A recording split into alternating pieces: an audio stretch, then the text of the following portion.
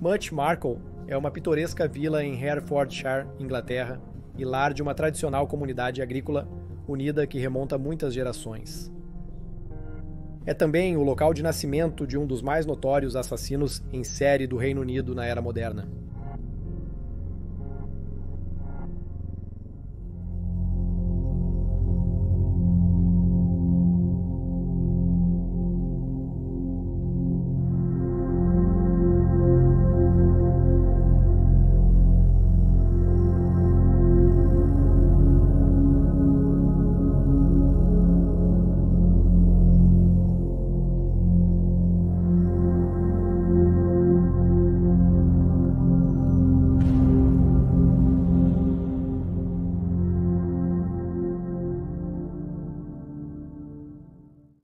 Às 8h30, no 29º de setembro de 1941, em um quarto sujo no andar de cima de uma casa de campo na vila, um menino nasceu.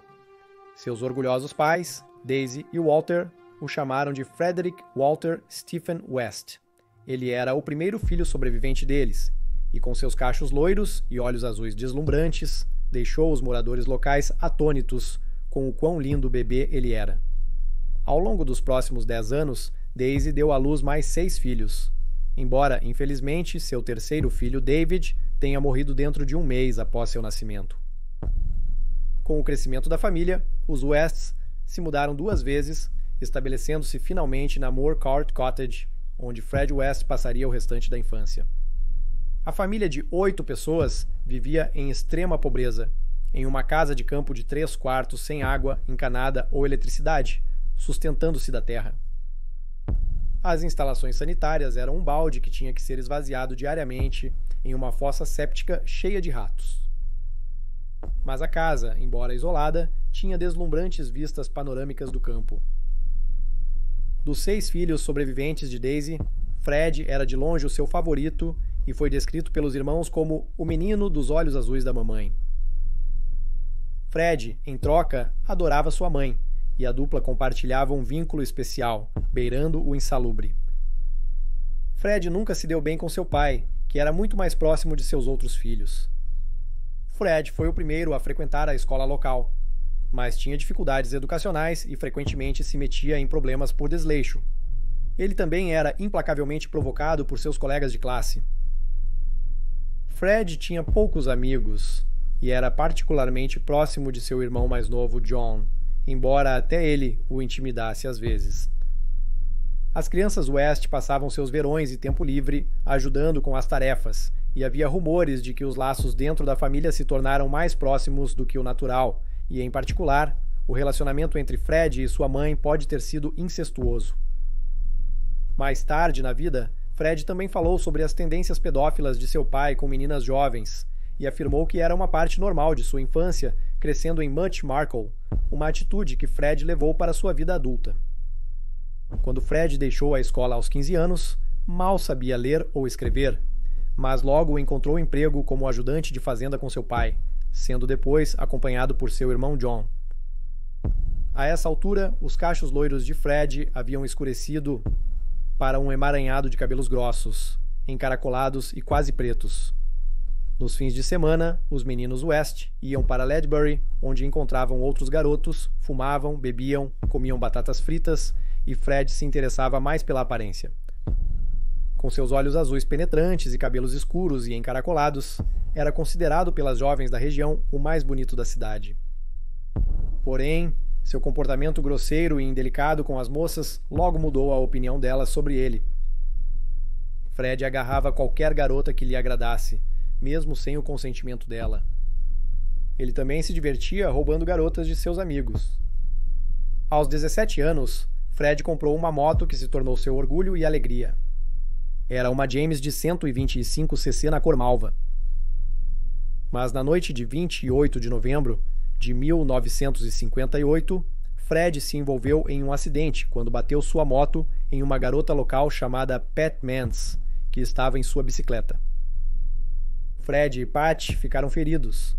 Pat teve apenas arranhões e contusões leves, mas Fred sofreu uma grave lesão na cabeça e várias fraturas. Fred ficou inconsciente por 7 dias no hospital de Hereford. Ele também teve uma placa de aço colocada para reparar seu crânio fraturado. Acredita-se que o acidente teve um efeito profundo em sua vida e capacidades mentais, e ele ficou com problemas permanentes como resultado disso. Isso também mudou sua boa aparência anterior. Agora ele tinha feições tortas e mancava. Depois de se recuperar, ele tentou retomar sua vida social em Ledbury, mas logo virou motivo de piada quando os ferimentos o impediram de dançar como antes. Pela primeira vez, Fred começou a demonstrar agressividade. Ele também enfrentava dificuldades no lar, com tensões insuportáveis com o pai. Foi por volta dessa época que ele conheceu Catherine Bernadette Costello, de 16 anos, conhecida como Rina ou Rini. Eles se conheceram em um baile no Salão Memorial de Much Marcle. Rina se mudou recentemente da Escócia para morar com parentes na vila. Ela veio de uma cidade industrial pobre próxima a Glasgow e foi criada pelo pai após sua mãe abandonar a família. E desde cedo, ela teve problemas com a polícia e era considerada uma delinquente, possivelmente por causa de seu passado problemático. Ela era uma das poucas garotas que Fred conheceu que ignorava seu desrespeito pelas mulheres e suas constantes exigências por sexo. Pelo contrário, ela era grata pela afeição perversa que ele lhe demonstrava. Porém, o intenso relacionamento e o ciúme de Fred resultaram em discussões acaloradas, e ela acabou voltando para a Escócia. Fred então voltou sua atenção para uma garota local que tinha apenas 13 anos, e secretamente se encontrou com ela para sexo pelos próximos 6 meses. Ele ainda passava os fins de semana em Ledbury, e certa vez agarrou uma garota. Quando ela rejeitou suas investidas e o atingiu, ele perdeu o equilíbrio, caiu de uma escada e bateu a cabeça no chão de concreto abaixo. Novamente, ele desmaiou, e quando recuperou a consciência 24 horas depois, seu comportamento havia mudado novamente. Ele estava mais irritadiço e irritável, levando as pessoas próximas a acreditar que ele havia sofrido danos cerebrais. Depois deste último incidente, Fred partiu para pequenos crimes, e ele e seu amigo Brian Hill foram pegos roubando joias de uma loja local, e foram multados em 4 libras cada um pelos tribunais. Este foi o primeiro de muitos encontros com a lei. O próximo foi quando descobriram que a menina de 13 anos com quem ele dormia estava grávida de seu filho. E ele foi acusado de ter conhecimento carnal ilícito de uma criança. O escândalo foi a gota d'água para Daisy, sua mãe, que o expulsou de casa. Fred foi morar com sua tia Violeta, irmã de sua mãe. Nesse período, a família West se recusou a falar com ele e ele deixou o emprego na fazenda. Por fim, o julgamento ruiu quando a menina de 13 anos se recusou a depor, deixando Fred livre. Menos de um ano depois, sua mãe pediu que ele voltasse para casa. Rini também voltou da Escócia e o casal se reencontrou. Contudo, nos 2 anos desde a separação, ela havia trabalhado como prostituta em Glasgow. Ela também passou um tempo em Borstal, após ser pega roubando. Rini estava grávida após um breve relacionamento com um motorista de ônibus asiático. Fred decidiu que a melhor solução seria ele tentar abortar a criança ele mesmo. Porém, durante a operação rudimentar, eles foram pegos e a tentativa foi abortada. Decidiram se casar e Fred concordou em criar a criança como sua. Fred sabia que sua mãe não aprovaria a união. Então ele esperou até seu 21º aniversário, quando poderia se casar com Rini, sem a permissão dos pais. Os dois se casaram no cartório de Ledbury, em 17 de novembro de 1962. John, irmão de Fred, foi o único convidado e tirou a única foto do casamento. Lamentavelmente, essa mesma foto foi usada em cartazes de desaparecidos, quando após 32 anos notou-se que ninguém tinha notícias de Rini há muito tempo. Fred e Rini passaram a noite de núpcias no sofá da sala dos pais dele. Insatisfeita com o casamento secreto e sem outro lugar para ir, o casal recém-casado decidiu iniciar a vida de casados na Escócia, próximo de onde Rini havia crescido. Comparado com a bela paisagem de Much Marcle, era uma existência sombria, em um lugar igualmente sombrio. O casamento estava condenado desde o início. As demandas insaciáveis e brutais de Fred por sexo frequentemente levavam Renée às lágrimas e, na realidade, equivaliam a estupro. Renée também retomou sua vida como prostituta, algo que Fred incentivava, e sua vida foi reduzida a constantes demandas por sexo violento de Fred, bem como espancamentos regulares dele, mesmo estando ela grávida. Em 22 de março de 1963, Renée deu à luz uma menina chamada Charmaine Carol Mary. A aparente mistura racial da criança chocou a família de Renée. Para não chocar a família West, o casal inventou uma história, alegando que Renée perdeu o bebê que esperava e que adotaram um bebê asiático no lugar. Fred imediatamente antipatizou com a criança que claramente não era sua. O nascimento de Charmaine gerou um desentendimento com Renée, levando a uma breve separação do casal. Renée morou sozinha com Charmaine em um apartamento em Glasgow. Mas Fred logo se juntou a ela, e o casal morava no bairro Sombrio, na rua Savoy, número 25, a primeira de 3 casas de mesmo número. Nas poucas visitas a Much Marcle, Fred se gabava para todos que era uma figura importante em Glasgow, envolvido no tráfico de drogas e no submundo. Ele era, na verdade, um sorveteiro que dirigia uma vibrante van amarela do Mr. Whippy, passando seus dias em busca de clientes nos extensos conjuntos habitacionais de Glasgow. O trabalho também lhe dava oportunidade de paquerar garotas adolescentes, atraindo-as para sua van quando possível. Em julho de 1964, pouco mais de um ano após o nascimento de Charmaine, Renée deu à luz a Anne-Marie, uma menina filha de Fred. Fred mimava sua primogênita, enquanto Charmaine era maltratada e recebia diariamente toda a ira do temperamento dele. Com a família crescendo, Fred e Renée se mudaram para um apartamento maior na próxima rua McKellen, e enquanto moravam lá, Fred alugou um pequeno lote e cultivou batatas e repolhos. Porém, de forma ameaçadora, ele manteve uma parte do lote limpa e pronta para o plantio, mas nunca cultivou nada ali. Quando perguntado pelos outros detentores de lotes para que servia aquele lote, ele disse que estava sendo guardado para algo especial. Fred também se tornou um visitante frequente de seu lote durante a noite e frequentemente levava jovens garotas lá para fazer sexo.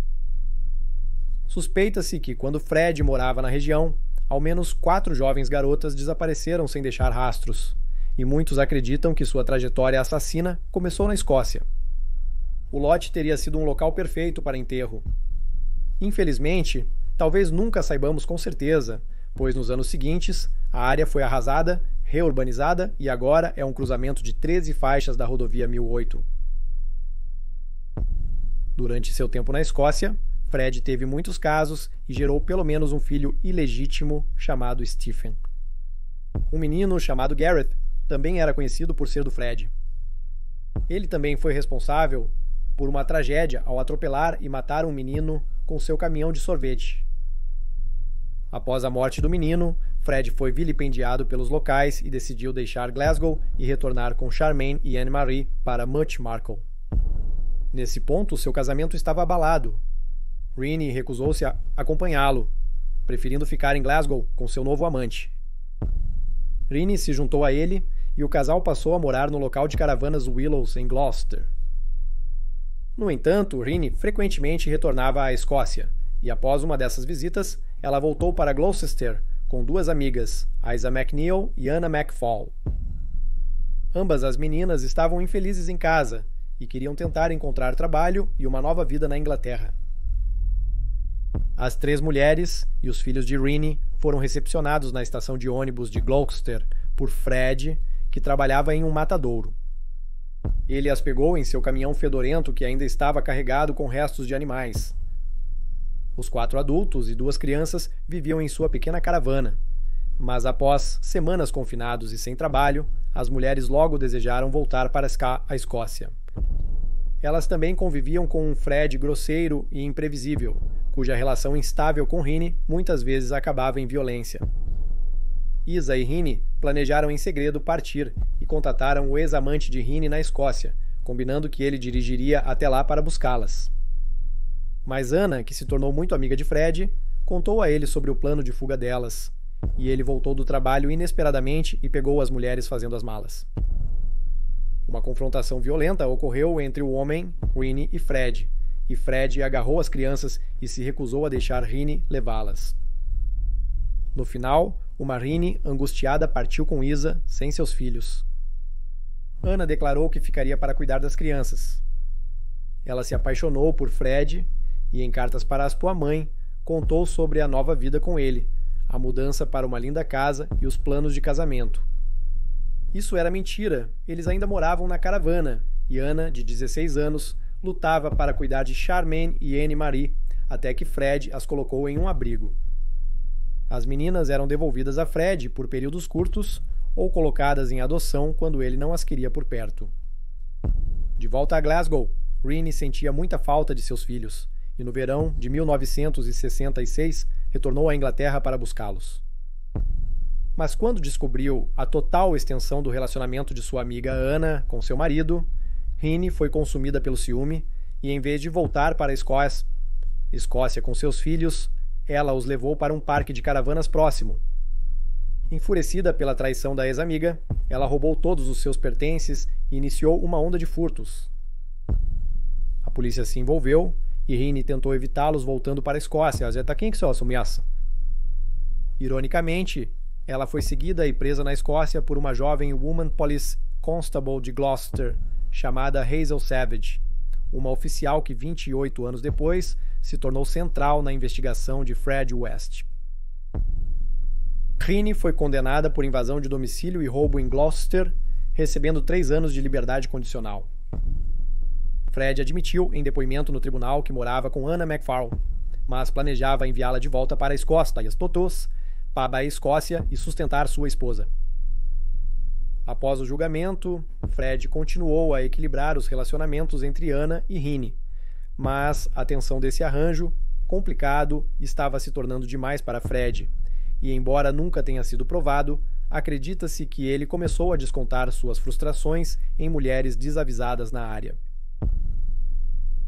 Entre dezembro de 1965 e janeiro de 1967, 8 agressões sexuais violentas foram cometidas contra mulheres na área de Gloucester por um homem que se encaixava na descrição de Fred. Embora a semelhança não tenha sido percebida até muitos anos depois, quando a vida assassina de Fred West foi finalmente exposta. Houve também a morte bizarra de Robin Holt, um jovem de 15 anos que era conhecido tanto por Fred quanto por Anna. Fred trabalhava com Robin em uma fábrica de maquinário agrícola em Gloucester. Mas em 20 de fevereiro de 1967, Robin não voltou para a casa do trabalho e no dia seguinte foi visto na aldeia natal de Fred, Much Marcle. 9 dias depois, ele foi encontrado seminu e enforcado em um galpão de vacas abandonado perto de sua casa. Espalhadas pela área estavam revistas pornográficas e laços de forca, que haviam sido desenhados nos pescoços das modelos. Na época, a morte foi registrada como suicídio, mas anos depois a morte foi ligada a Fred, embora nada pudesse ser provado. Na época da morte de Robin, Anna MacPhail engravidou do filho de Fred. Ela escreveu para a mãe elogiando Fred e expressando sua animação com o bebê. Mas na realidade, ela agora vivia sozinha em uma caravana e cuidava de Anne-Marie e Charmaine quando Rinnie estava na Escócia. Fred estava desesperado para que sua esposa Rinnie não descobrisse sobre a gravidez de Anna, e para garantir isso, ele teve que eliminá-la. Anna foi vista pela última vez em julho de 1967, perto da caravana onde morava em Gloucester. Ela estava grávida na época em que as cartas de Anna para sua mãe e amigos em Glasgow pararam. Eles presumiram que ela havia feito uma nova vida na Inglaterra e escolheu deixar sua vida antiga para trás, e embora achassem estranho que ela não compareceu ao funeral de sua mãe que morreu de fome. Nenhuma pessoa a procurou ou relatou seu desaparecimento, nem mesmo os serviços sociais, que se preocuparam com seus arranjos de moradia e cuidado dos filhos de Fred e René, depois que ela mesma engravidou. Após o sumiço de Anna, Fred se mudou para o Lake House Caravan Park, em Bishopsclave, Tewkesbury, Gloucestershire. A apenas 1 milha de distância na Topay Fields Road, morava Rose Letts, de 13 anos. Rose nasceu em 29 de novembro de 1953, em Northam, Devon. Seu pai, William, conhecido como Bill, era um veterano de guerra que estava na Marinha, e sua mãe, Daisy, era uma mulher pequena. Para o mundo exterior, o casal parecia feliz com uma família e casa impecáveis, mas as aparências enganam e a realidade era bem diferente. Rose era a 4ª filha de Daisy, que na época do nascimento da menina já enfrentava episódios de depressão profunda e obsessão com higiene e limpeza do lar. O que é significativo é que quando Daisy engravidou de Rose, ela estava recebendo tratamento eletroconvulsivo após sofrer um colapso mental completo, e apesar de sua gravidez, o psiquiatra continuou seu tratamento, que causa convulsões induzidas por eletricidade nos pacientes, dito para proporcionar alívio de distúrbios mentais. O último tratamento foi dado poucos dias antes do nascimento de Rose. Quando Rose nasceu, semelhante a Fred, todos comentaram o quão linda era a bebê. No entanto, eles não puderam deixar de notar seu comportamento estranho.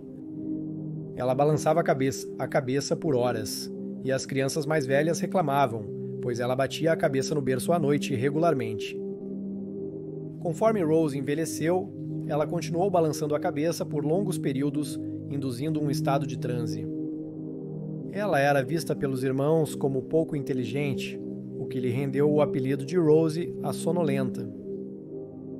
Não se sabe ao certo se o eletroconvulsoterapia que a mãe de Rose recebeu durante a gravidez foi responsável por isso, mas pode ter influenciado seu comportamento posterior na vida. Embora Daisy fizesse a maior parte da limpeza, na verdade seu marido Bill era obcecado por limpeza.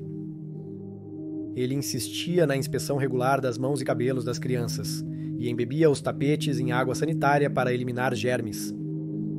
Ele desenvolveu o transtorno obsessivo-compulsivo, então uma partícula de poeira em qualquer lugar poderia provocar uma fúria aterrorizante.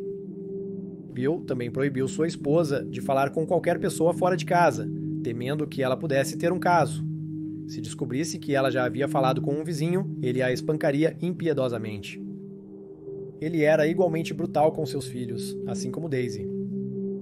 Os pais de Rose eram mentalmente doentes, e o comportamento deles em relação aos filhos afetou profundamente sua infância e desenvolvimento.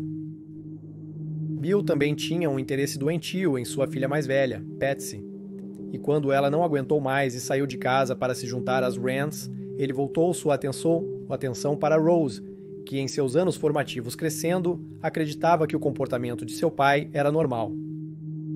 Rose também começou a se envolver em atividades sexuais com ambos os irmãos e meninos da vila desde cedo. Depois que rumores sobre o interesse doentio de Bill em meninas jovens circularam pela vila, a família Ladd se mudou de Devon e acabou em Bishop's Cleeve, Gloucestershire, onde Bill conseguiu um emprego e uma casa em uma empresa de eletrônicos. A família agora tinha mais dinheiro e segurança, mas isso não impediu Bill de aterrorizá-los. Rose frequentou a escola Cleve. Foi um período infeliz para ela, com poucos amigos e sem se encaixar. A essa altura, ela estava acima do peso e era implacavelmente zombada. Rose reagia com violência e regularmente se voltava contra seus algozes, meninas e meninos, tornando-se temida entre as crianças de Bishop's Cleeve. Quando Rose tinha 15 anos, sua mãe não aguentou mais e deixou Bill, levando Rose e seus filhos menores com ela, e foi morar com sua filha, Glennis. Rose começou a trabalhar no carrinho de lanches móvel de Glennis e seu marido. Isso permitiu que ela seduzisse motoristas de caminhão e outros passantes para relações sexuais. Ela tentou seduzir o cunhado certa vez e abusava sexualmente dos irmãos mais novos com frequência. Porém, logo Rose declarou que voltaria a morar com seu pai. Supõe-se que eles reataram o relacionamento sexual. Mas Daisy achava impossível sustentar seus outros filhos, e ela também não teve escolha a não ser voltar a morar com seu marido. Rose já estava trabalhando em tempo integral como garçonete em um café na Cheltenham High Street, a 5 milhas de ônibus dali. Fred retornou e morava com sua esposa, Randy, em um parque de caravanas próximo à residência da família Letts. Com os filhos sob seus cuidados e Anna fora de cena, o relacionamento de Fred e Renee melhorou consideravelmente.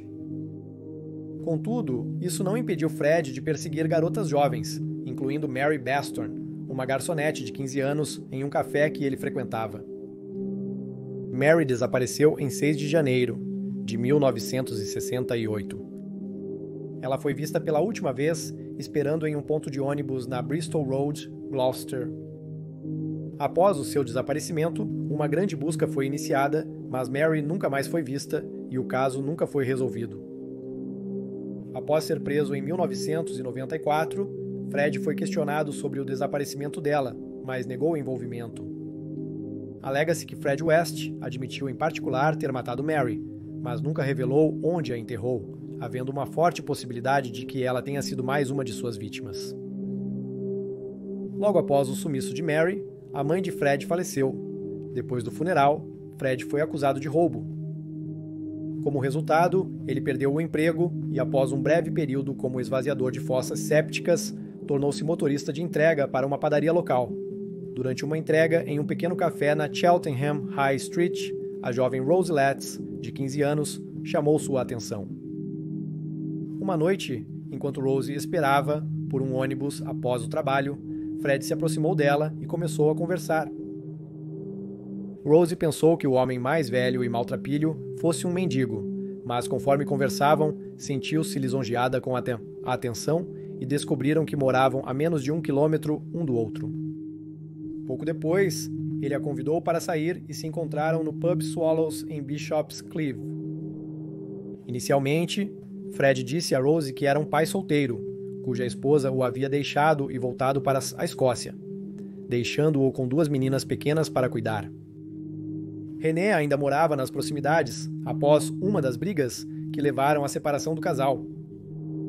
Rose logo ficou apaixonada por Fred e, em vez de ir trabalhar, passava os dias na caravana suja e sombria, cuidando de Charmaine e Anne-Marie e se prostituindo para os homens que Fred trazia para ela. Fred estava ansioso para conhecer os pais de Rose, mas depois de ser apresentado a eles, não gostaram dele, percebendo suas mentiras sobre possuir propriedades e ter uma frota de vans de sorvete. Logo o mandaram embora e ordenaram que Rose terminasse o relacionamento. Apesar da desaprovação dos pais, Rose continuou vendo Fred secretamente. Quando o pai descobriu, denunciou-a aos serviços sociais por seu comportamento selvagem, e ela foi colocada em cuidados até os 16 anos.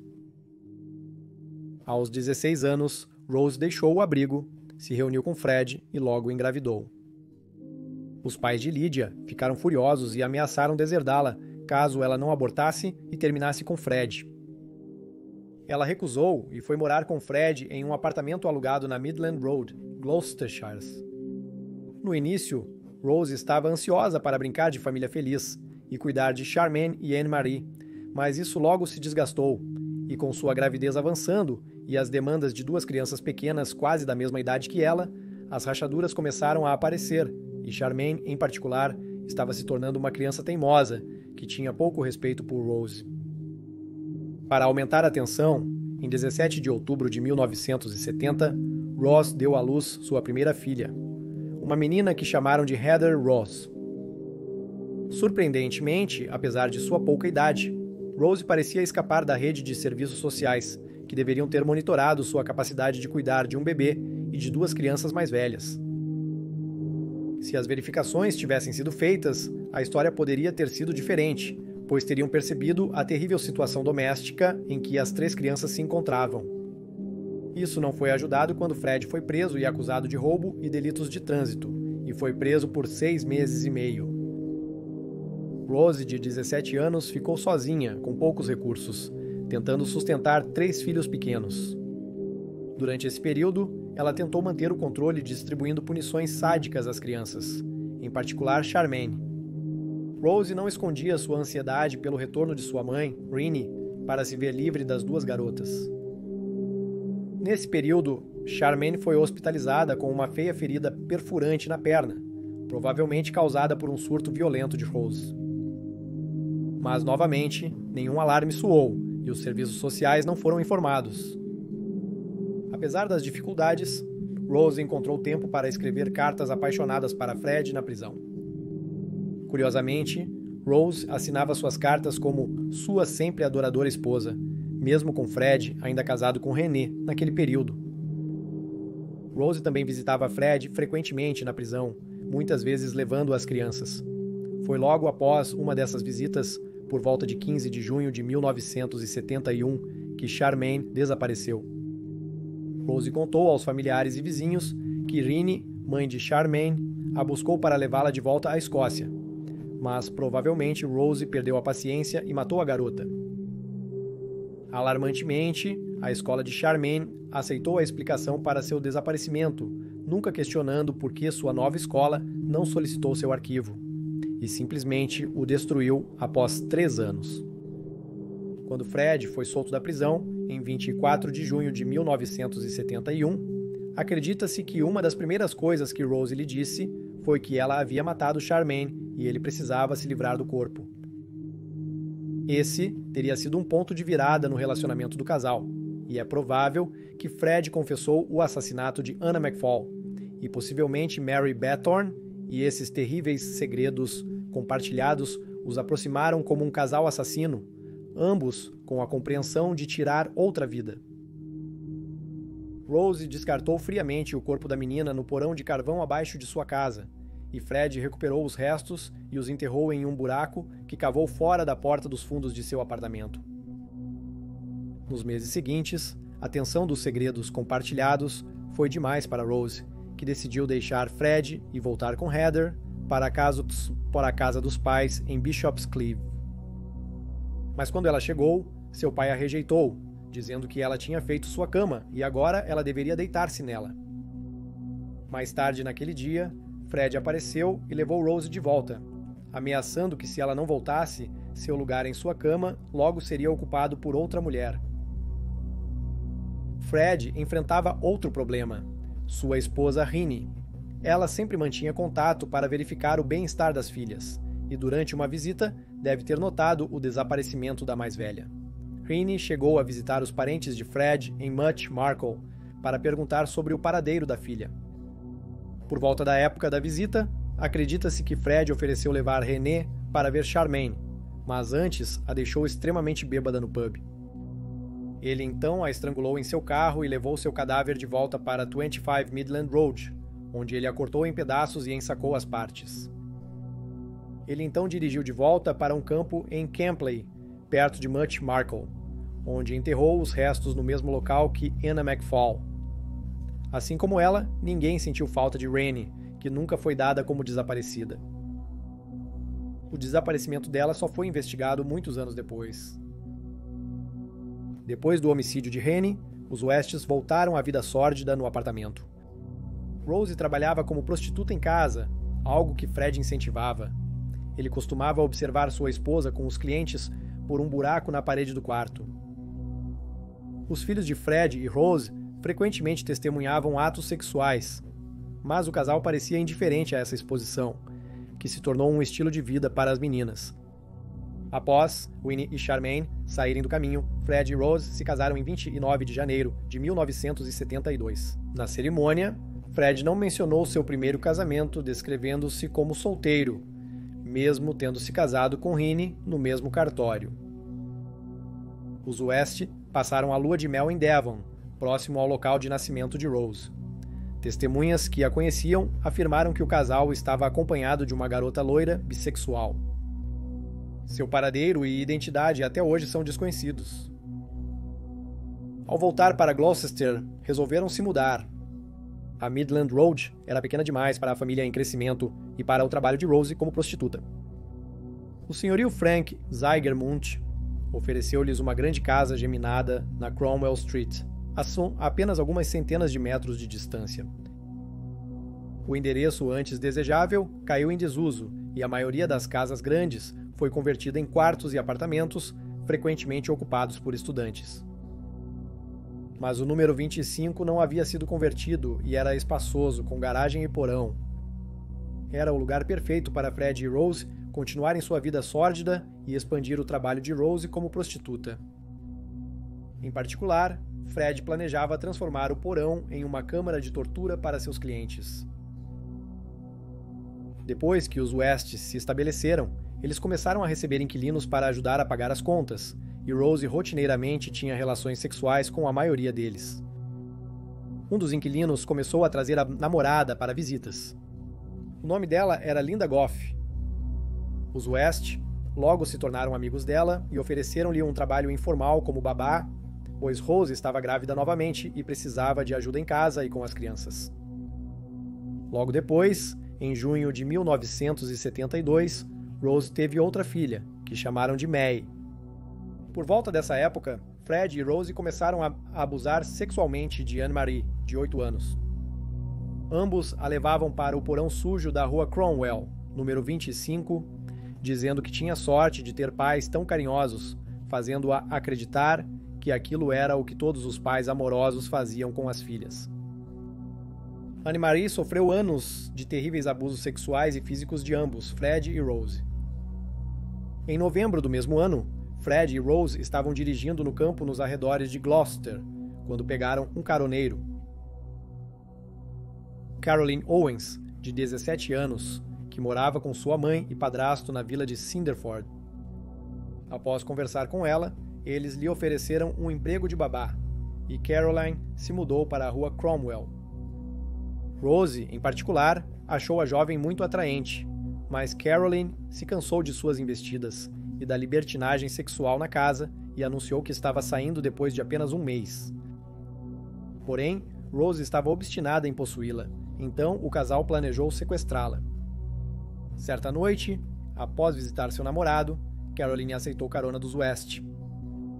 Mas em vez de levá-la para casa, Fred parou em um portão e deixou Caroline inconsciente.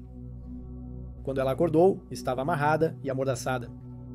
Eles a levaram de volta para a rua Cromwell, onde Fred e Rose a agrediram sexualmente. Caroline conseguiu escapar e, com sua mãe, relatou o incidente à polícia. No tribunal, Caroline não conseguiu testemunhar contra Fred e Rose devido ao trauma e eles receberam apenas uma multa insignificante de 25 libras cada, sendo liberados. Eles perceberam que talvez não tivessem tanta sorte na próxima vez e juraram matar a próxima vítima. Assim, a atenção deles se dirigiu para Linda Goff, a babá ocasional. Rose estava grávida novamente e ofereceram a Linda uma posição mais permanente para morar com eles. Em 19 de abril de 1973, Linda deixou um bilhete aos pais pedindo para não se preocuparem, pois havia conseguido um apartamento, um emprego e os veria em breve. Eles nunca mais a viram. Linda sofreu torturas sexuais horrendas de Fred e Rose. Não está claro se ela morreu como resultado do abuso violento ou se Fred a matou para impedi-la de falar, mas eles a mataram de qualquer maneira. Fred, então, enterrou o corpo dela na fossa de inspeção de sua garagem, primeiro desmembrando o cadáver para seu próprio prazer.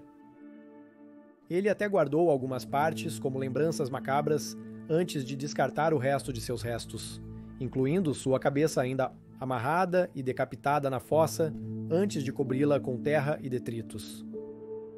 Quando a mãe de Linda veio procurá-la e ligou para a rua Cromwell, ela notou que Rose estava usando as pantufas de Linda. Ela também notou no varal algumas das roupas de sua filha. Fred e Rose mentiram, dizendo que pediram para ela sair por ter batido em sua filha pequena, Anne-Marie. Os pais de Linda Gott levaram 20 anos para descobrir a verdade sobre o que aconteceu com a filha, mesmo nunca desistindo de procurar. Carol Ann Cooper, uma adolescente de 15 anos com problemas, foi sua próxima vítima. Com a morte da mãe e o pai incapaz de lidar com ela, Carol foi colocada em um abrigo. Carol estava morando no lar para crianças Pines em Worcester e na noite de sábado, 10 de novembro, 1973, ela estava parada no ponto de ônibus. Após uma noite com o namorado, Carol planejava visitar a avó, mas desapareceu depois de entrar no ônibus. Seu paradeiro ficou desconhecido por 20 anos. Até que seus restos desmembrados, ainda com a mordaça ao redor de seu crânio, foram recuperados embaixo da adega da rua Cromwell, número 25. Não se sabe exatamente como ela encontrou seu destino, mas provavelmente Fred e Rose ofereceram-lhe uma carona em uma de suas viagens de carro, levando-a para a rua Cromwell. Em contraste com a vida de Carol, a próxima vítima de Fred e Rose, Lucy Parrington, uma estudante da Universidade de Exeter, de 21 anos, era completamente diferente. Ela vinha de uma família de classe média alta, com pais muito bem instruídos. Apesar de separados, Lucy mantinha um bom relacionamento com os dois. Era devota da fé católica romana. Em dezembro de 1973, Lucy retornou da universidade para passar o Natal na casa de sua mãe na pitoresca vila de Gretton, perto de Cheltenham. Na noite de 27 de dezembro, Lucy visitou sua amiga Helen, que morava nas proximidades, e por volta das 10h15 saiu para pegar o ônibus de volta para a casa de sua mãe. A parada ficava a menos de 3 minutos da casa de Helen. Lucy perdeu o ônibus e Fred e Rose lhe ofereceram uma carona, possivelmente com seus filhos, dando a ela uma falsa sensação de segurança. Assim como Carol, não se sabe ao certo como ela morreu, mas acredita-se que antes de ser assassinada, ela foi amarrada no porão da Cromwell Street e abusada sexualmente. Depois que o casal a assassinou, Fred cortou seu corpo de maneira grosseira, mas eficaz, com uma pequena faca de cozinha barata. Acredita-se que ele se cortou durante o período. Registros mostram que ele foi ao pronto-socorro na mesma época com um corte profundo na mão. Ao contrário das vítimas anteriores do West, a família de Lucy reportou rapidamente seu sumiço, iniciando uma ampla investigação policial. Equipes de cães policiais e mergulhadores realizaram buscas extensas pela garota desaparecida, e o caso teve grande repercussão na televisão e nos jornais. Fred e Rose certamente estavam cientes dos relatórios naquele período. Pouco antes do desaparecimento de Lucy, Rose deu à luz a Stephen, o terceiro filho biológico do casal. Fred também negociava a compra da 25 Cromwell Street com seu senhorio. Em abril de 1974, Therese Siegenthaler, suíça de 21 anos, participou de uma festa em Deptford, sul de Londres. Na época, ela estudava no Woolwich College of Further Education. No dia após a festa, ela resolveu pegar carona para Holyhead, de onde pegaria uma balsa para cultuar a Irlanda. Porém, durante sua jornada, ela conheceu Fred e Rose e se desviou muito de sua rota original, indo parar nas ruas secundárias de Gloucester. Infelizmente, ela teve o mesmo destino que as outras vítimas dos West, e após matá-la e desmembrar seu corpo, ela foi enterrada sob a adega. E mais tarde, Fred construiu uma falsa chaminé sobre o local de seu túmulo. Sua família na Suíça a reportou como desaparecida após não terem notícias dela, e esforços frenéticos foram feitos para encontrá-la, mas jamais imaginariam ligá-la à rua Cromwell, número 25. 6 meses depois, em 14 de novembro de 1974, Shirley Hubbard, de 15 anos, desapareceu sem deixar rastros. Shirley foi adotada aos 6 anos pela família Hubbard e vivia com eles em Droitwich, Worcestershire. Ela era uma criança rebelde e já havia fugido de casa antes. Porém, quando sumiu pela última vez, ela estava mais calma e contente com o novo namorado. Mas após ele a ver entrar no ônibus para Droitwich, por volta das 21h30 daquele dia, ela desapareceu. Não se sabe como ela foi parar no porão da Cromwell Street, mas provavelmente foi capturada em um ponto de ônibus ou ao descer de um. Os restos mortais encontrados tinham o crânio desmembrado, envolto em fita marrom, e um tubo translúcido pendia da área do nariz. O dispositivo era comumente usado em formas extremas de bondade.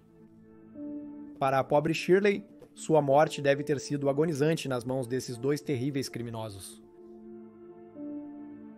Shirley foi dada como desaparecida, presumindo-se que ela fugiu novamente. Isso foi reforçado por supostas aparições dela ao longo dos anos, até que seu macabro destino foi descoberto. Surpreendentemente, durante esse período, os Wests aceitavam inquilinos para pagar as contas, mas todos pareciam alheios ao que ocorria. Em retrospecto, muitos recordavam odores desagradáveis e muito barulho vindo da área do porão. Na época, eles apenas assumiram que era o Fred realizando algumas das muitas melhorias que ele fez na casa. Porém, um dos inquilinos não foi tão sortudo. Juanita Mott, uma jovem problemática de 15 anos, acabou na rua Cromwell depois que lhe ofereceram hospedagem econômica. Juanita morou lá de vez em quando por alguns anos. Porém, em abril de 1975, ela estava hospedada com sua amiga Jennifer Baldwin em Newent, não em sua própria casa. Jennifer estava prestes a se casar e Juanita se ofereceu para cuidar de seus filhos durante a cerimônia, que seria realizada no dia 12 de abril de 1975. Na véspera do casamento, Juanita decidiu pernoitar em Gloucester, como de costume, e pegou carona à beira da estrada. Fred e Rose, que conheciam a vítima há anos, estariam familiarizados com seus hábitos e provavelmente lhe ofereceram carona. Conhecendo-os, ela provavelmente aceitou de bom grado. Juanita jamais compareceu ao casamento de Jennifer, tornando-se mais uma vítima dos West. Uma vez de volta a Cromwell Street, ela foi amordaçada e amarrada como um animal, suspensa de uma viga na adega dos West e abusada. Ela provavelmente morreu de asfixia ou de um golpe na cabeça durante o ataque. Ela foi então desmembrada e enterrada a 4 pés abaixo do chão da adega. Surpreendentemente, apesar de não haver indícios prévios de fuga, a família nunca a reportou como desaparecida. Se tivessem feito isso, a conexão com a Cromwell Street teria sido revelada e vidas seriam poupadas. Durante o período em que os Wests assassinavam essas mulheres, a 25 Cromwell Street era conhecida pela polícia, que visitava o local ocasionalmente devido a pequenos furtos e uso de cannabis. Mas durante essas visitas, o comportamento de Fred e Rose não indicava o que realmente acontecia na casa. Ninguém suspeitava que as constantes construções e extensões na propriedade de Fred eram para esconder seus terríveis segredos. Além de todas as meninas que os Wests mataram, também houve várias outras vítimas de seus abusos que sobreviveram, mas relutavam em contar a alguém por vergonha e medo, e provavelmente a pessoa que sofreu mais abusos foi a filha de Fred, Anne Marie, que durante a maior parte de sua infância foi estuprada, torturada e abusada física e sexualmente por Fred e Rose.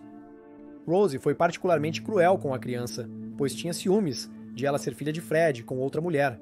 Mas apesar disso, Anne Marie idolatrava seu pai, e mais tarde admitiu que teria feito qualquer coisa, tanto por seu pai quanto por Anne Rose, e parece que eles exploraram essa devoção da maneira mais vil. Fred começou a estuprar Anne Marie aos 8 anos e a forçou à prostituição aos 12 anos. Aos 15 anos, ela engravidou de Fred, mas a gravidez era ectópica e foi interrompida. O sofrimento insuportável suportado por Anne Marie nas mãos de seu pai e madrasta é difícil de engolir, motivo pelo qual não entraremos em detalhes sobre seu abuso. Também vale lembrar que Fred e Rose assassinaram a mãe de Anne Marie e 2 meias-irmãs, e as consequências de suas ações tiveram um efeito catastrófico em sua vida e bem-estar mental. É difícil imaginar como ela lidou diariamente com o que lhe aconteceu. Em 1977, a rua Cromwell, 25, propriedade de Fred, havia sido convertida em 2 seções. O térreo onde a família morava e o andar de cima onde os inquilinos moravam, em quartos totalmente equipados que podiam acomodar até 7 inquilinos de uma vez, quase sempre mulheres.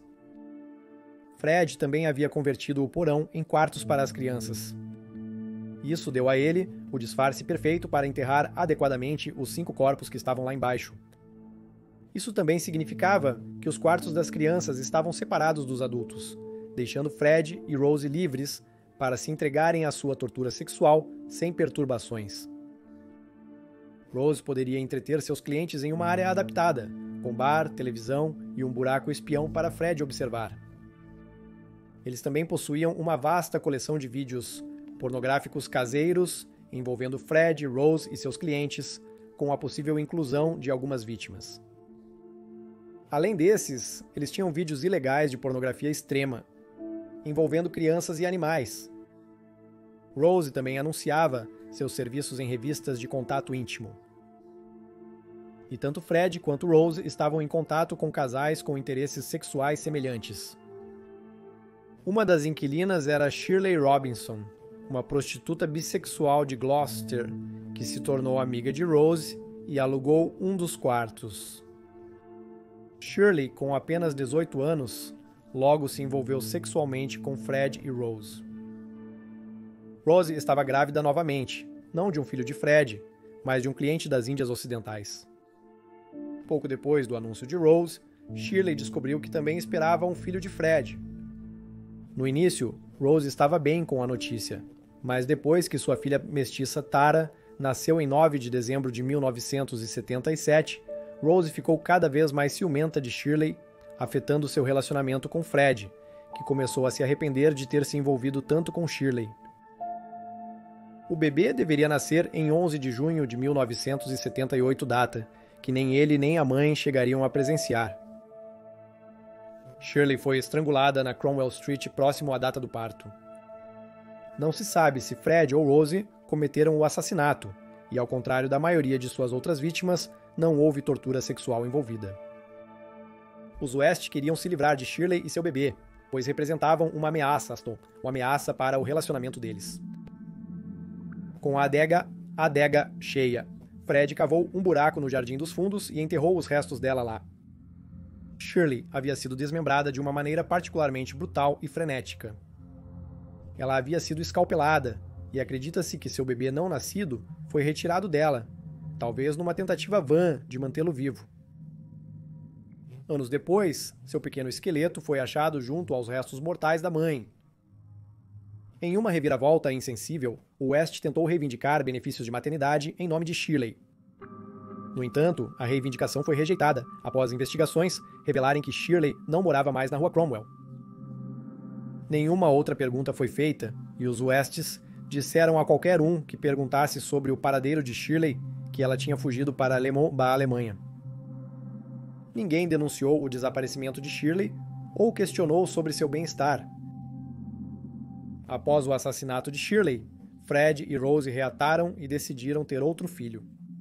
No dia 17 de novembro de 1978, Rose deu à luz a outra filha, que eles chamaram de Louise Isora-Bass.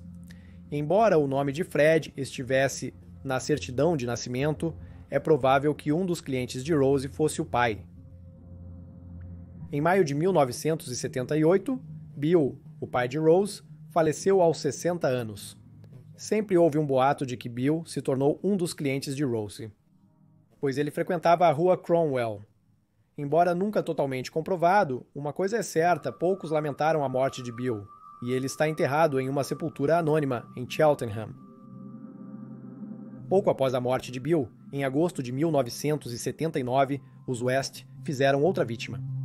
O nome dela era Alison Chambers. Alison era residente na Jordan's Brook House, uma escola para meninas em Gloucester.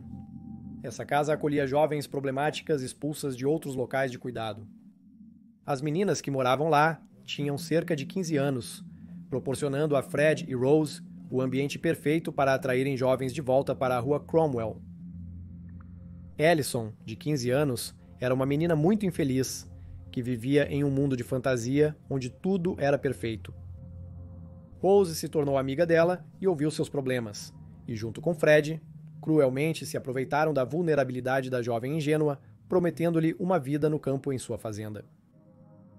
Alison acreditou nas mentiras e, aos 17 anos, deixou Jordan Brook.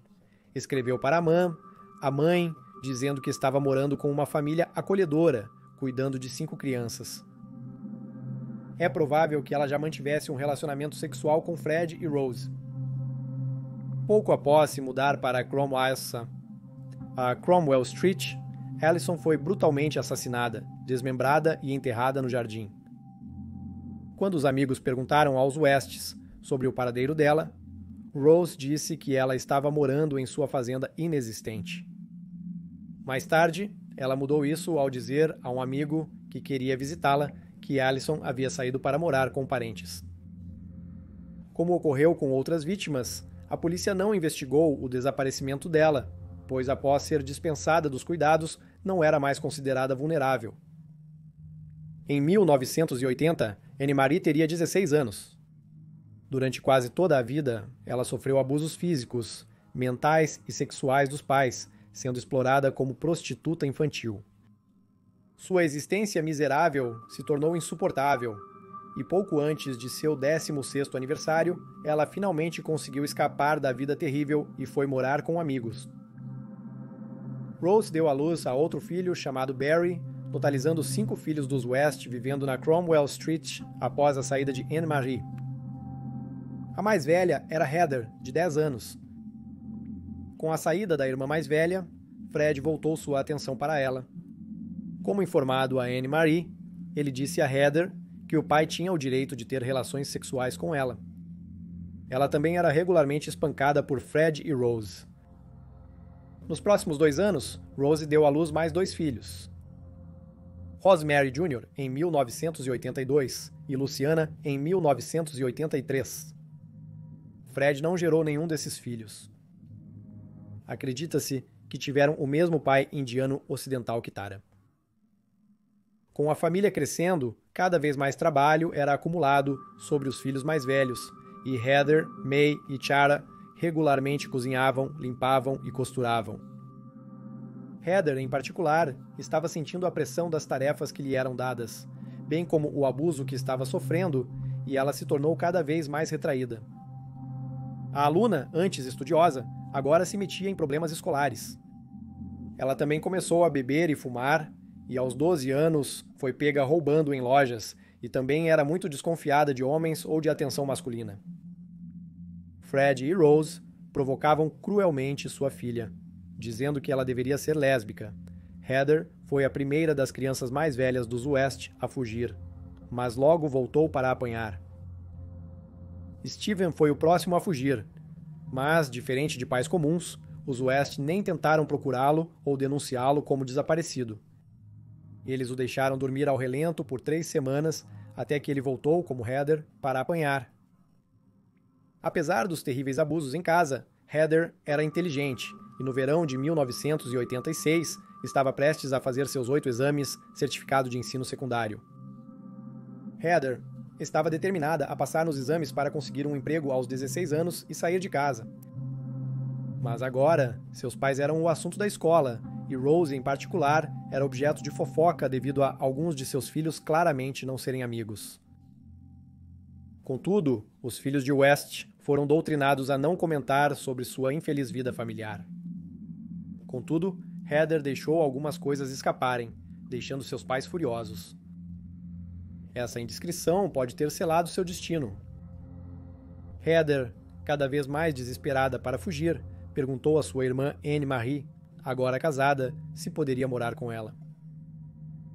Ela relatou a um amigo o que ocorria em casa. O amigo contou aos pais que eram amigos de Fred e desconsideraram as acusações. Heather saiu da escola depois de concluir os exames, ansiosa para arrumar um emprego e se mudar. É provável que, se ela pudesse ter encontrado um, ela ainda estaria viva hoje, mas era no final dos anos 80 e os empregos eram escassos, e enquanto Heather andava cabisbaixa pela casa, é provável que isso tenha irritado tanto Fred e Rose que um dia uma discussão começou e Heather se tornou mais uma vítima do casal maligno. É sabido que Heather foi estrangulada. Ela também estava nua e amarrada quando seus restos foram encontrados, embora nenhuma mordaça tenha sido encontrada. O assassino é desconhecido e, apesar da confissão de Fred, acredita-se que Rose matou a primogênita do casal. Após sua morte, Fred cortou freneticamente o corpo de sua filha, removendo sua cabeça e membros e arrancando suas unhas. Ele colocou os restos em uma bolsa preta. Quando as outras crianças voltaram da escola e perguntaram sobre a irmã, Fred e Rose disseram que Heather havia conseguido um emprego em um acampamento de férias em Devon e partiu naquele dia.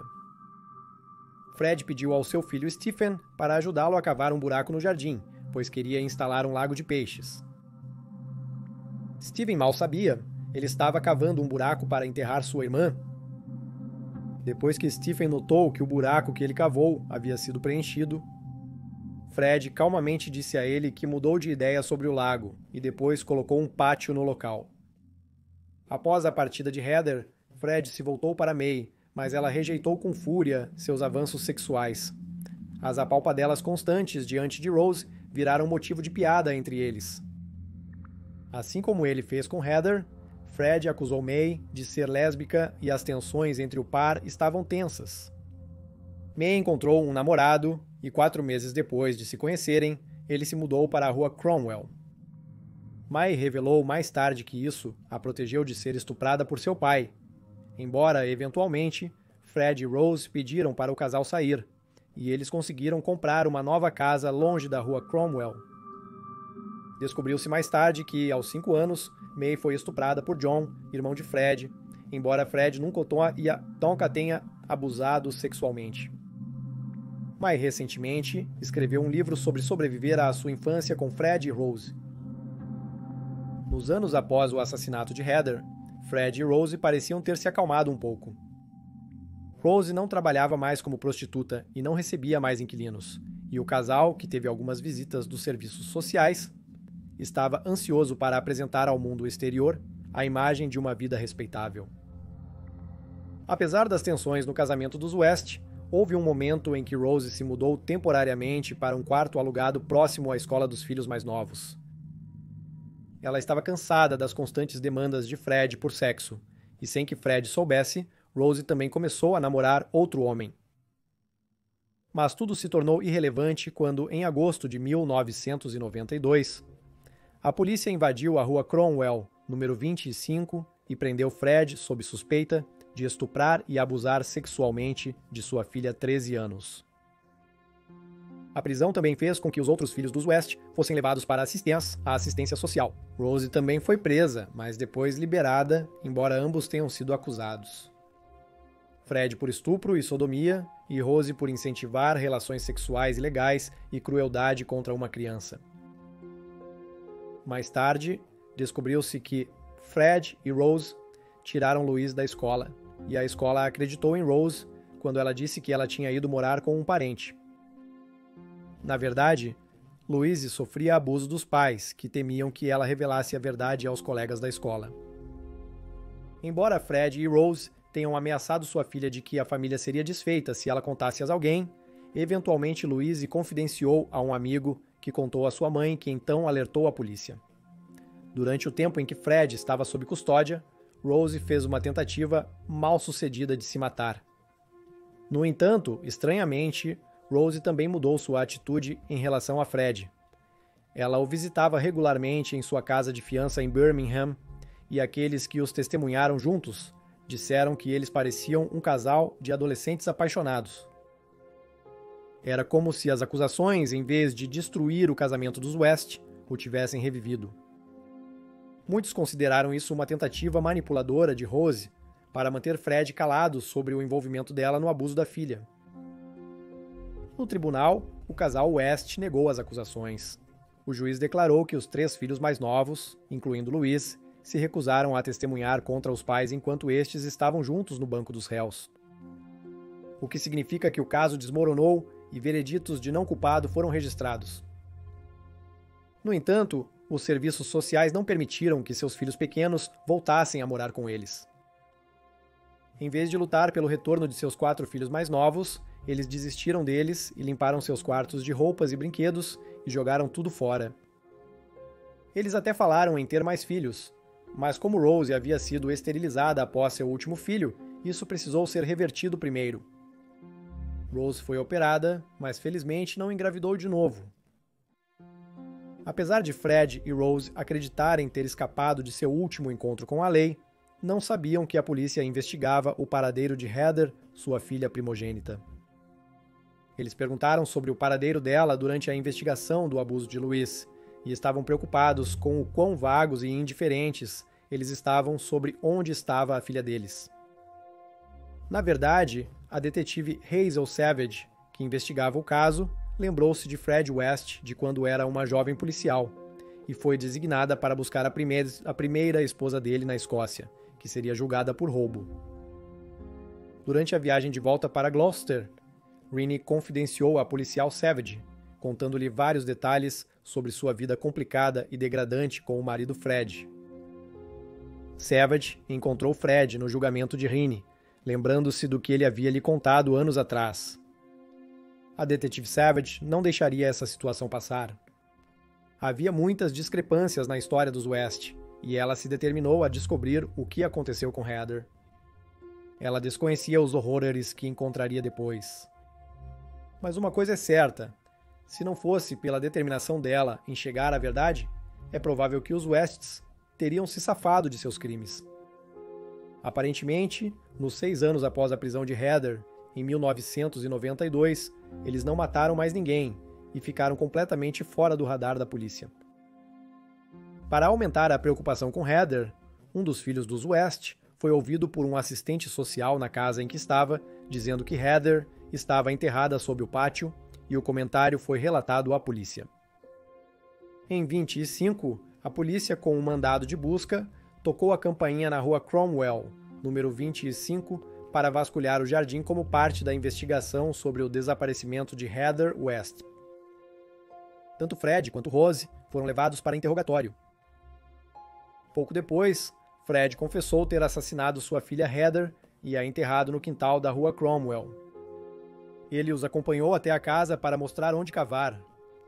Depois de confessar, Rose pôde voltar para casa. Enquanto a polícia escavava no jardim, Rose e 2 de seus filhos mais velhos permaneceram na casa. Eles já tinham desenterrado um fêmur humano. Isso foi seguido por mais 2 ossos da perna, e a enormidade do ocorrido na rua Cromwell começava a se revelar. Enquanto isso, Fred confessou mais 2 assassinatos, mas Rose continuava negando envolvimento. Rose e os filhos mais velhos foram interrogados novamente, mas liberados para casa. Ficou claro que não podiam ficar na Cromwell Street, então todos foram levados para uma casa segura. Rose sempre culpava Fred e até os filhos acreditavam nela. A essa altura, a história chegou aos jornais e a mídia se aglomerou na Cromwell Street. Todo o jardim e o porão agora estavam sendo escavados pela polícia e foi revelado que eles estavam procurando por pelo menos mais 9 vítimas. Fred continuou assumindo toda a culpa pelos crimes, porém, sem que Rose e os filhos mais velhos soubessem, a casa segura estava grampeada. Os jornais exibiam manchetes como Casa dos Horrores. 2 meses depois da prisão de Fred, Rose também foi detida e acusada de matar Linda Goff. Rose respondeu a todas as perguntas que lhe foram feitas sem comentários. Enquanto isso, Fred respondia a todas as perguntas, dando mais detalhes de seus crimes horríveis, mas ainda se recusava a implicar Rose, insistindo que agiu sozinho. Ele também lhes mostrou o campo em Much Marcle, onde havia enterrado Rennie, e depois encontraram os restos de Anna McFall em um campo adjacente. Os restos de Charmaine também foram encontrados sob o piso da cozinha de sua antiga casa na Midland Road. Rose estava enfrentando 9 acusações de assassinato, e Fred mais 2, a de Rennie e Charmaine. Porém, a morte de Charmaine intrigou a polícia. Fred era claro sobre como matou as outras mulheres, mas mudava constantemente sua versão sobre a morte de Charmaine. No fim de julho de 1994, Fred e Rose se reencontrariam pela primeira vez desde a prisão dele. Os 2 ficaram juntos em uma audiência de custódia, em Gloucester. Fred tentou desesperadamente interagir com Rose, buscando contato físico e visual. Mas Rose o dispensou friamente, olhando para frente, quase ignorando sua presença. Fred ficou arrasado com a rejeição da mulher que tentava proteger e por quem ainda era apaixonado. Fred e Rose se encontraram pela última vez em outra audiência de prisão preventiva em Gloucester. Fred e Rose foram acusados de 9 assassinatos após todos os corpos serem recuperados. Fred com mais 3, que incluíam Anna McFall, Rennie e Charmaine. Fred já havia sido avisado de que Rose não queria falar com ele, e quando o par se encontrou, Rose o rejeitou friamente novamente, mal lhe dando uma segunda olhada.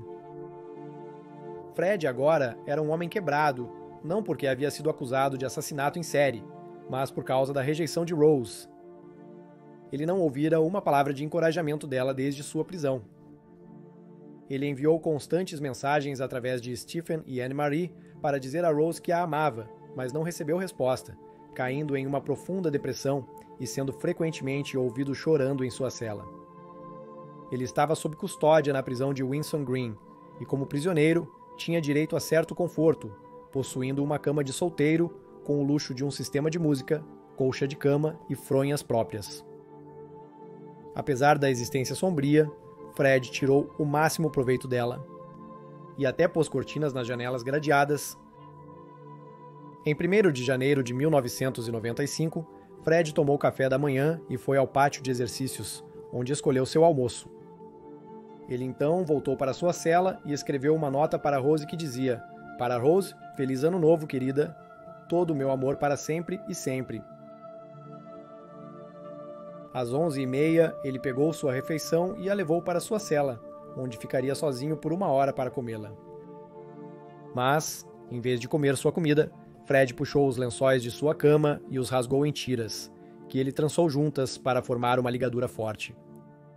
Ele subiu em uma cadeira, passou a ligadura por uma abertura de ventilação em sua cela. E enquanto estava em pé na cadeira, ele formou um laço e o colocou sobre sua cabeça.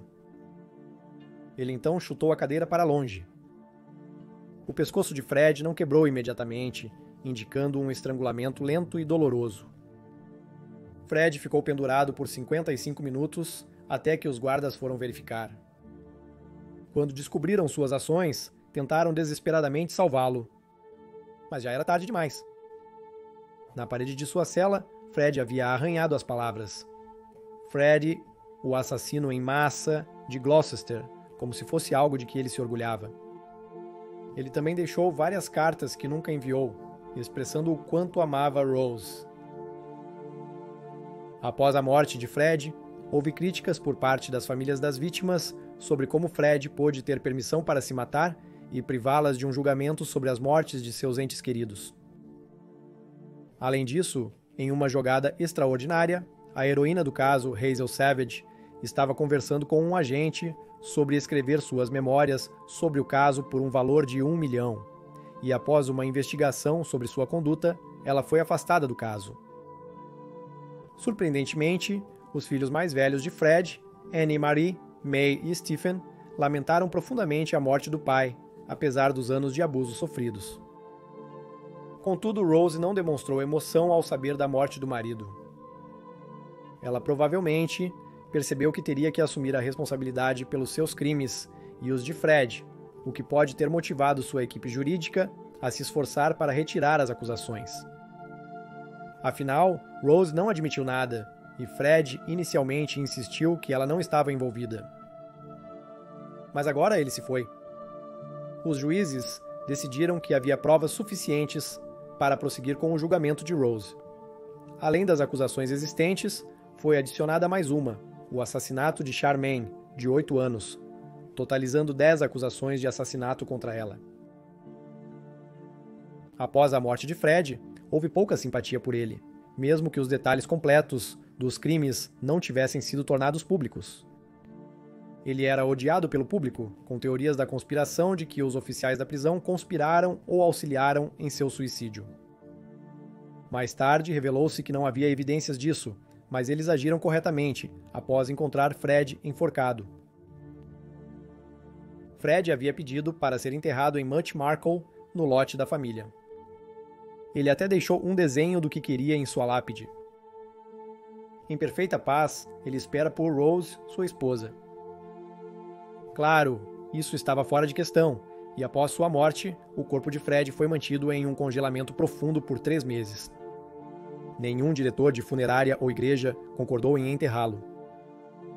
Eventualmente, em troca de uma história do filho de Fred, Stephen, o jornal News of the World concordou em encontrar um crematório que estivesse preparado para realizar o funeral, e Fred finalmente foi cremado no crematório Kenley, em Coventry, no dia 29 de março de 1995. A imprensa tinha descoberto e o local estava repleto de câmeras de televisão e jornalistas. Os filhos de Fred, Stephen, May e Tara compareceram ao breve serviço seguido pela filha mais velha de Fred, Anne-Marie, que estava particularmente chateada, pois não havia sido convidada. É difícil imaginar, após o que Fred e Rose a fizeram passar. Ela ainda adorava o pai e queria prestar suas homenagens. Steven levou as cinzas de Fred para Much Marcle, planejando espalhá-las próximo aos túmulos dos pais. Mas Anne-Marie apareceu e pegou a urna. Uma briga começou e Anne-Marie levou as cinzas para a casa do irmão de Fred, Doug. O destino deles após esse evento é desconhecido.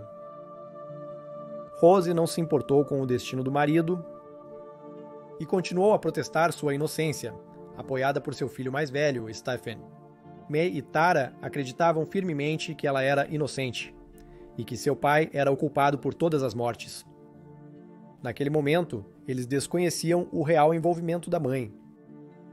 O julgamento de Rose foi marcado para 3 de outubro de 1995 no Tribunal da Coroa de Winchester. Durante esse período, seu estado psicológico estava instável, sendo colocada em observação por risco de suicídio. Rose foi transferida do centro de detenção de Puckle para a prisão de Winchester antes do início do julgamento. No início do julgamento, Rose estava confiante de que seria inocentada e já planejava se mudar para a Irlanda após o término do processo. Seus filhos mais velhos também acreditavam em sua inocência e sentiam pena dela e da bagunça que o pai deles havia deixado para ela lidar. Apesar de não terem comparecido ao julgamento, eles compareceram ao resumo.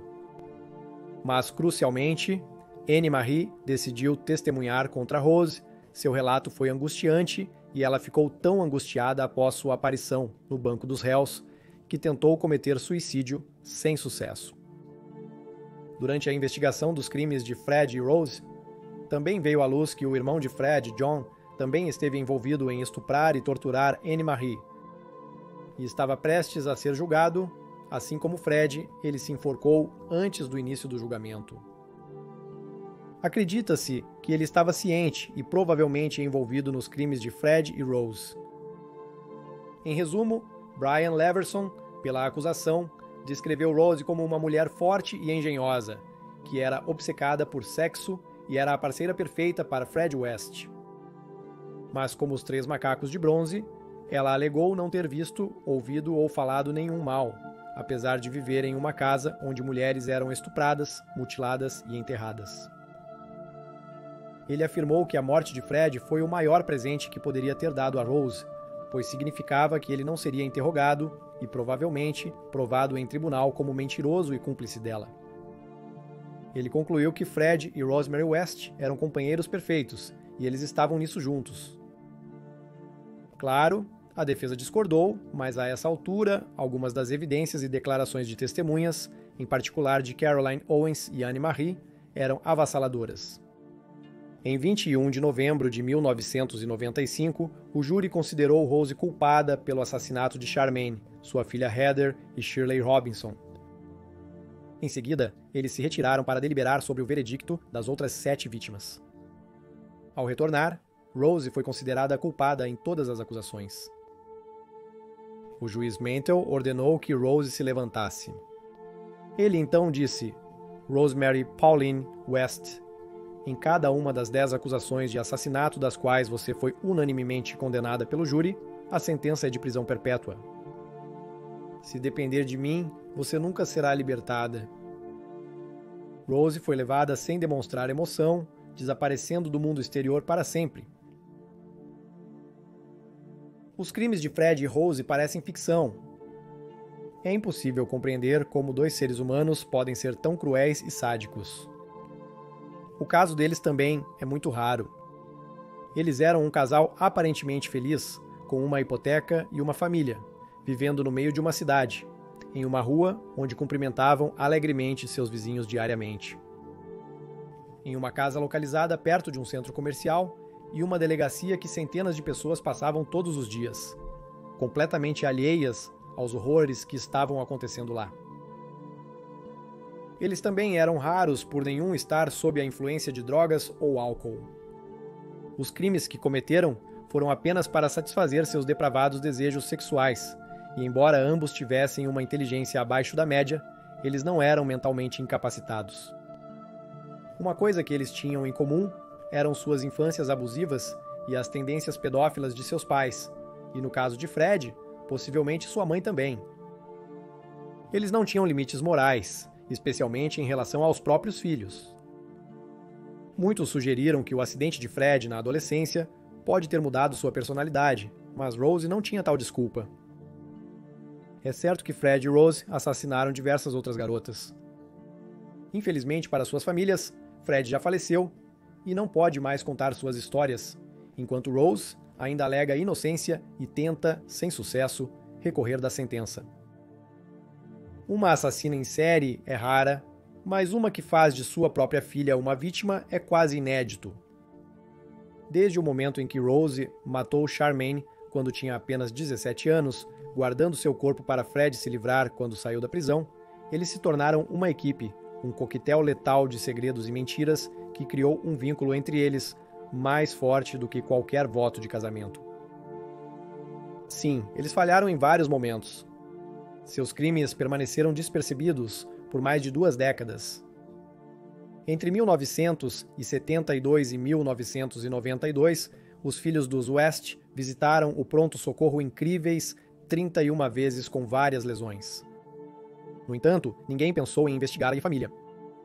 Alguns dos filhos tinham doenças sexualmente transmissíveis, problemas de fala e estrabismo, todos sintomas clássicos de abuso.